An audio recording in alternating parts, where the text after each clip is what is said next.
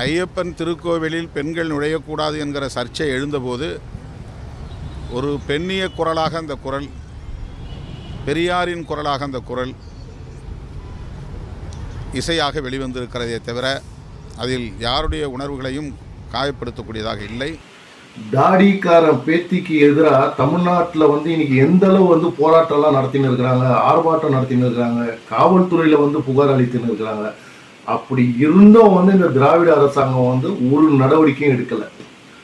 நம்ம திருமாவளவன் பேசினார் பாருங்க, முட்டு கொடுத்தாரு பாருங்க தாடிக்காரன் பேத்திக்கு. அவங்க பேசுறதெல்லாம் தவறு இல்லை அப்படின்னு அறிக்கை கொடுக்கும் போது மக்கள் புரிஞ்சுக்கணும் எந்த அளவு இந்த திராவிட அரசுக்கு திருமாவளவன் முட்டு கொடுக்குறாருன்னு.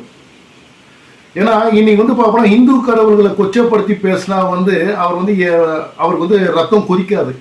இதே வேற மதத்துல உள்ளவங்களை இழிவா பேசிட்டாங்கன்னா உடனே ஓடி போய் அந்த மதத்துக்கு இவர் என்ன பண்ணுவார்னா விளக்கு பூச்சிக்கிட்டு நின்றுடுவார். நான் ஏன் சொல்ல வரேன்னா, இன்னைக்கு பார்ப்போம்னா ஒரு பட்டியலினத்தை சேர்ந்த ஒரு பெண் ஒரு எம்எல்ஏ வீட்டில் கொடுமைப்படுத்துறாங்க. அப்போ இவருக்கு வாய் தடுக்க வக்கு இல்லை.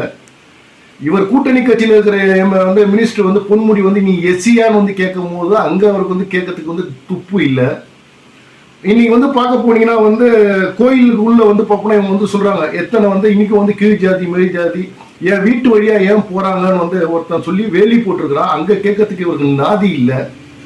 ஆனா இவர் என்னன்னா இந்துக்களுக்கு பாதுகாப்பு, பட்டியல் இனத்து மக்களுக்கு பாதுகாப்புன்னு சொல்லி இவங்க மாதிரி இருக்கிற ஆளுங்களால தான் இன்னைக்கு மேடையில எல்லாம் பார்க்க போனா கடவுள்களை கொச்சப்படுத்துறவங்க நாளுக்கு நாள் அதிகரிச்சுக்கிட்டு வராங்க. மக்கள் புரிஞ்சுக்கணும். ஏன்னா இன்னைக்கு திருமாவளவன் நான் என்னன்னா நான் அடிக்கிற மாதிரி அடிப்பேன், நீ கத்துற மாதிரி கத்துன்னு சொல்றதால தான் இன்னைக்கு திராவிட மாடலுக்கும் திருமாவளவன் கொடுக்குற முட்டு தான் இந்த முட்டு. தயவு செய்து மக்கள் புரிஞ்சுக்கணும்.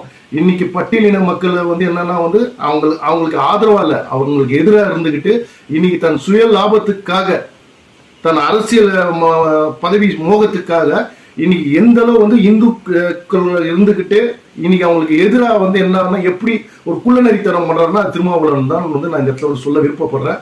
அதே மாதிரி இன்னைக்கு பிரிவினைக்கும் அதாவது இந்த இந்து கடல்ல தவறா பேசுறவங்களுக்கு பின்னாடி இந்த திருமாவளவன் தான் இருக்கிறாருன்னு சொல்லி நான் ஆணித்தனமா கூறுறேன்.